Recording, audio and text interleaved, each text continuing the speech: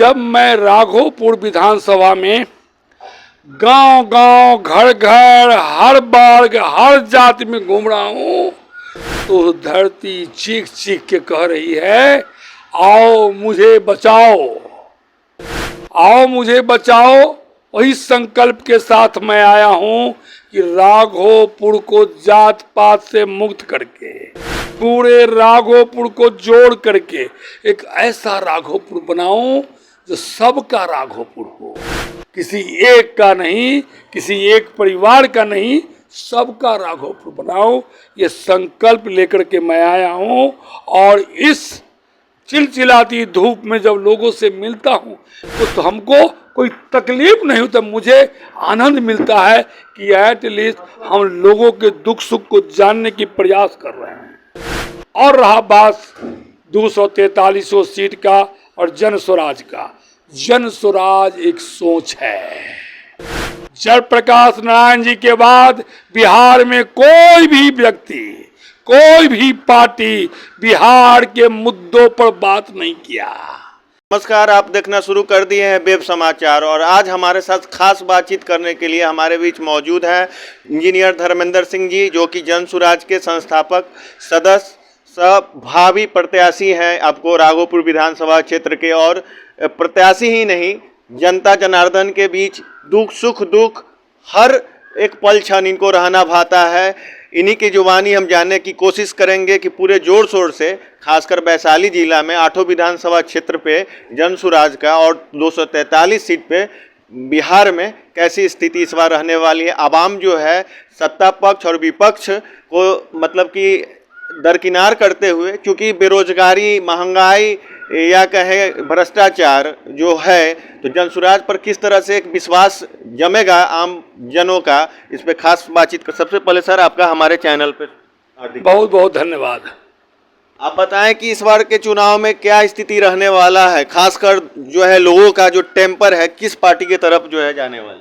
मैं आपको सबसे पहले फिर से धन्यवाद देता हूं कि आप इस गर्मी के चिलचिलाती धूप में मेरे को संपर्क साधा, हमारी बात को आप रिकॉर्ड कर रहे हैं। जब मैं राघोपुर विधानसभा में गांव गांव घर घर हर वर्ग हर जाति में घूम रहा हूं तो धरती चीख चीख के कह रही है, आओ मुझे बचाओ, आओ मुझे बचाओ। वही संकल्प के साथ मैं आया हूं कि राघोपुर को जात पात से मुक्त करके पूरे राघोपुर को जोड़ करके एक ऐसा राघोपुर बनाऊं जो सबका राघोपुर हो, किसी एक का नहीं, किसी एक परिवार का नहीं, सबका राघोपुर बनाओ। ये संकल्प लेकर के मैं आया हूं और इस चिलचिलाती धूप में जब लोगों से मिलता हूं तो हमको कोई तकलीफ नहीं होता, मुझे आनंद मिलता है कि एटलीस्ट हम लोगों के दुख सुख को जानने की प्रयास कर रहे हैं। और रहा बात 243 सीट का और जन स्वराज का, जन स्वराज एक सोच है। जयप्रकाश नारायण जी के बाद बिहार में कोई भी व्यक्ति, कोई भी पार्टी बिहार के मुद्दों पर बात नहीं किया। सभी पार्टियां एक आपस में साठ गांठ करके एक दूसरे का पूरक बना और एक दूसरे को सहयोग किया, कैसे सत्ता में बने रहें और एक दूसरे के सहायक रहा। जयप्रकाश जी के बाद प्रशांत किशोर जी ने अपने जीवन की सारी कमाई, अपने जीवन की सारी कमाई, अपनी ताकत को, अपने शरीर को खपा दिया है जन स्वराज को बिहार का विकल्प बनाने के लिए। अब बिहार की जनता को समझना है कि मुझे कैसा बिहार चाहिए, जाति पाति में ग्रसित बिहार या बच्चों के नौनिहाल भविष्य का खिलता बिहार, लोगों को रोजी रोजगार की व्यवस्था हो, भ्रष्टाचार भय मुक्त बिहार हो और सारी व्यवस्था का स्वावलंबी साधन बनाने का जन स्वराज की सोच है। जन स्वराज है क्या? जन स्वराज कोई पार्टी नहीं है, ये एक क्रांति है, एक आंदोलन है। इस आंदोलन से ऐसे ऐसे लोग जुड़ रहे हैं जो सोचा भी नहीं था, वो आज लोग इस आंदोलन से जुड़ रहे हैं, इसीलिए जन स्वराज को पार्टी कहना उचित नहीं है। जन स्वराज एक आंदोलन है, इससे एक एक दिन, एक एक घंटा, पल पल पल लोग बड़ी संख्या में जुड़ रहे हैं।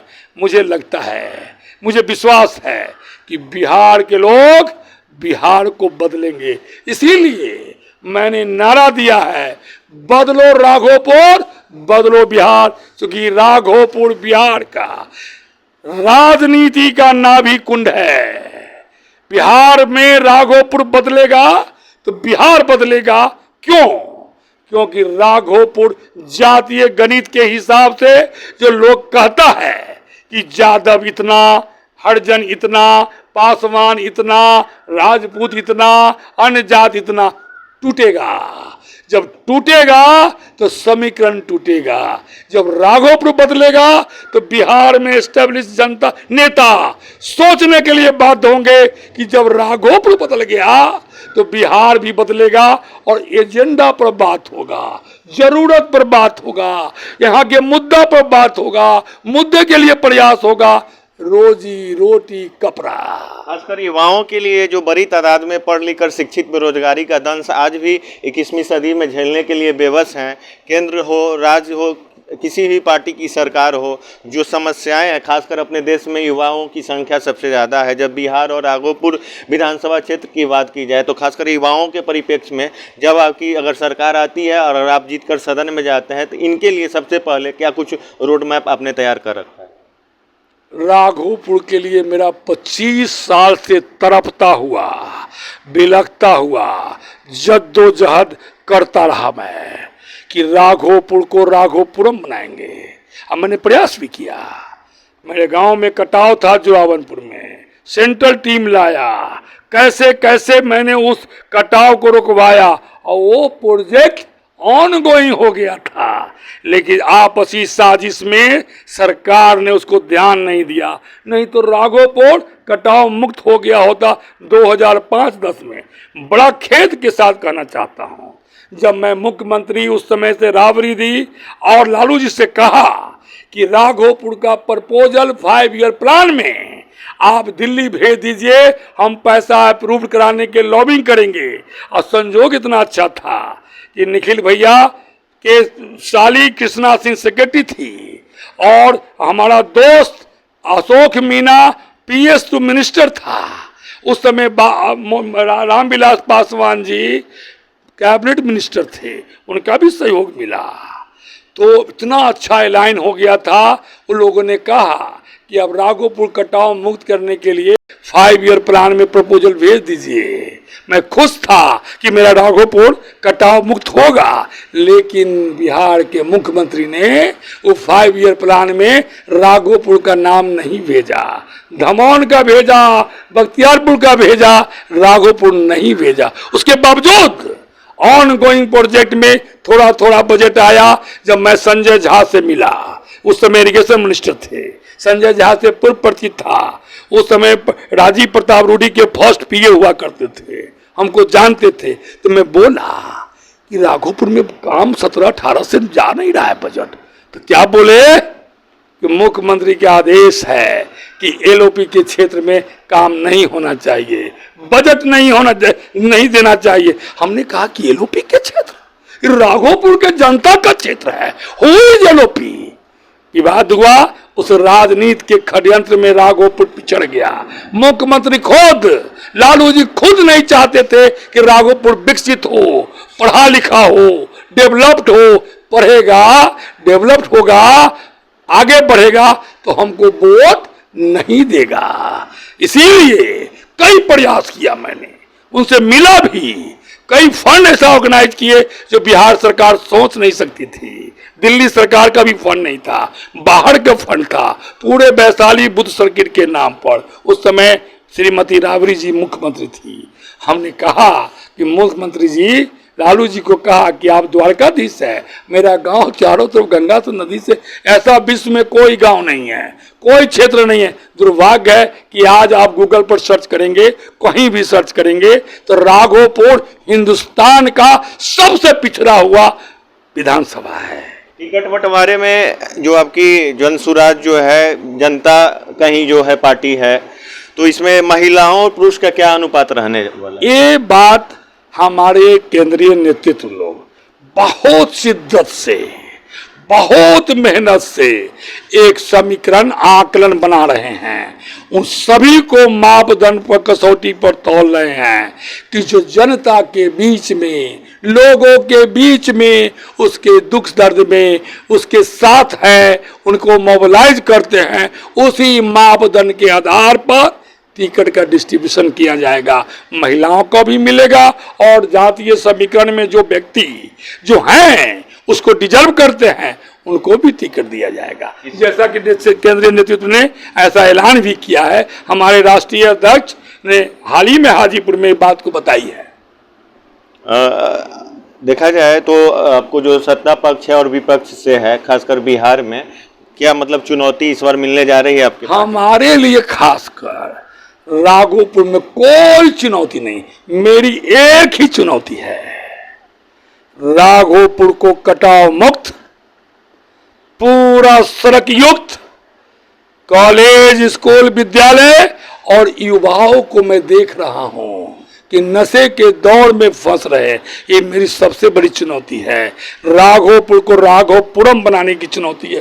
कोई हमारी चुनावी प्रक्रिया में कोई चुनौती नहीं है। वो तेजस्वी मेरा छोटा भाई है, हमको सलाह देते हैं, कहते हैं आओ मिलके राघोपुर को राघोपुरम बनाओ। मैं आह्वान करने वाला हूं।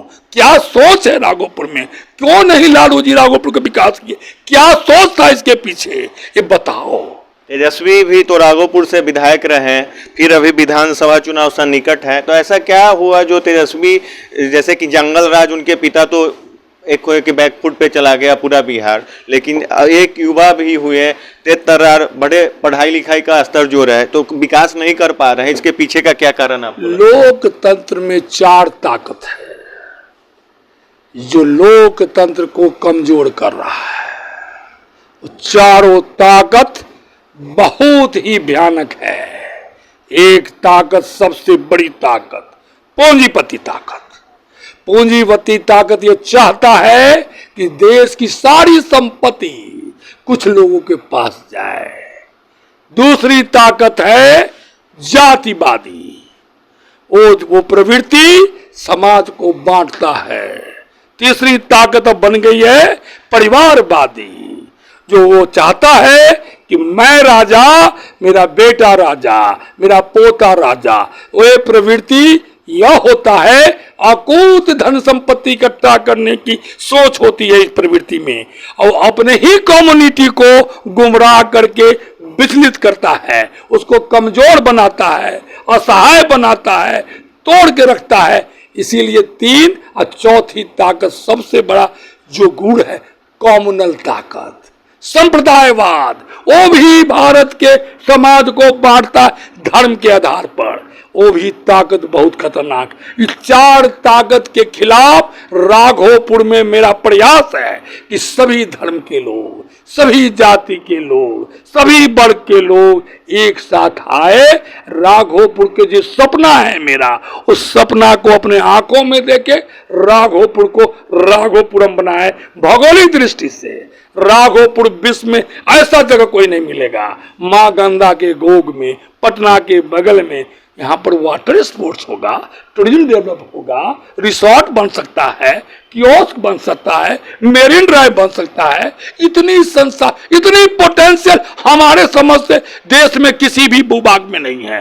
वो भूभाग आज रो रहा है 2 आदमी के चलते।